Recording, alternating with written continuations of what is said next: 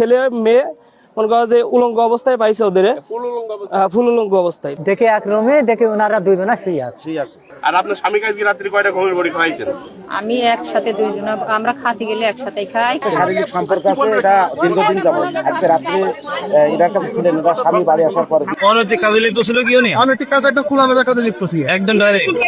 রাতের খাবার খেয়ে স্বামী স্ত্রী একই রুমে ঘুমিয়েছিলেন। রাত 4টার দিকে হঠাৎই স্বামীর ঘুম ভেঙে যায়। ঘুম ভাঙার পরে সেহরি খেতে উঠবেন, এ সময় তিনি দেখতে পান তার স্ত্রী পাশে নেই। স্ত্রীকে খুঁজতে বাইরে বের হতে চাইলে দেখেন ঘরের দরজা বাইরে থেকে বন্ধ। এ সময় কৌশলে ঘরের দরজা খুলে তাজ্জব বনে যান তিনি।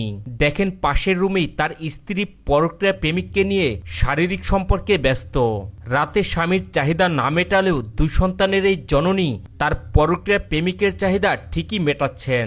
আজকে রাত্রে ঘটনা কি ঘটেছে সেটা একটু বলুন। আজকে রাত্রি আমি শুয়ে রয়েছি। আমি কাল আমার শরীর খারাপ বলে আমি ঘর মধ্যে শুয়ে রয়েছি, ও ছিল। থাকার পরে আমি ভোরবেলা থেকে আমার কাছে সেহরি খাইতে উঠেছি। তারপর দেখে আমার ঘরে তালা মারা।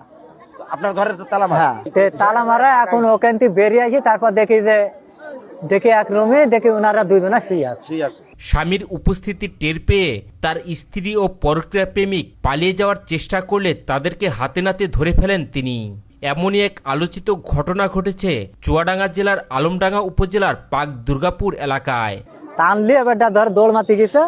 এখন আমি আবার ধরি নাইম পাইমে আসে, ওকে বললাম যে ভাই তোরা এদিকে আইতো, এটা দৌড় মারছে। সেখন আমি ধরেছি, ধরে বাঁধেছি।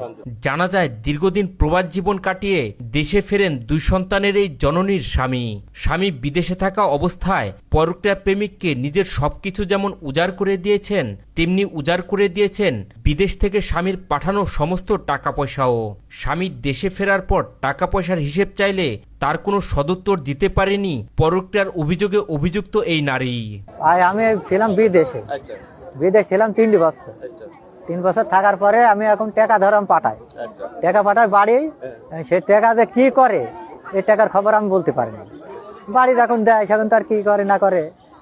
এখন আমি বাড়ি আসলাম, আইসি এখন সে টাকার কোনো খবরই পেলাম না। কত টাকা দিয়েছেন তাকে? মানে এনজিওর টাকা আপনার স্বামীর গয়নাগাতে দিয়েছেন না? স্বামীকে ঘুমের ওষুধ খাইয়ে পরক্রিয়া প্রেমিককে বাসায় ডেকেছেন কিনা এমন প্রশ্নের জবাবে এই নারী বলেন তার স্বামীকে সে কিছুই খাওয়ায়নি। স্বামী অসুস্থ বোধ করলে মাথায় পানি দিয়ে স্বামীকে ঘুম পাড়িয়ে পরক্রিয়া প্রেমিককে গভীর রাতে বাসায় ডাকেন তিনি। এরপর রাতে তার প্রেমিক সহ তাদেরকে হাতে নাতে আটক করে তার স্বামী। আর আপনার স্বামী কাছে রাত্রি কয়টা ঘুমের বড়ি খাইছেন? আমি একসাথে দুইজন, আমরা খাতে গেলে একসাথেই খাই। বাজারে গেল যাই, বলছে আমার একটা দাইদি বসেছিল, বলছে আমার মাথার মধ্যে আরাম হচ্ছে, সেটা বলে ধরো চলে আসলে মাথায় পানি দিলাম, ও ধরো ঘুম আসে।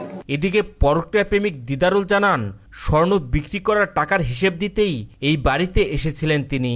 এই নারীর স্বামী প্রবাসে থাকা অবস্থায় দীর্ঘদিন তার সাথে শারীরিক সম্পর্ক হতে বলেও এ সময় স্বীকার করেন দিদারুল। এই মহিলার কাছে যে আপনি রাত্রি ছিলেন আমরা জানতে পারলাম, কেন ছিলেন?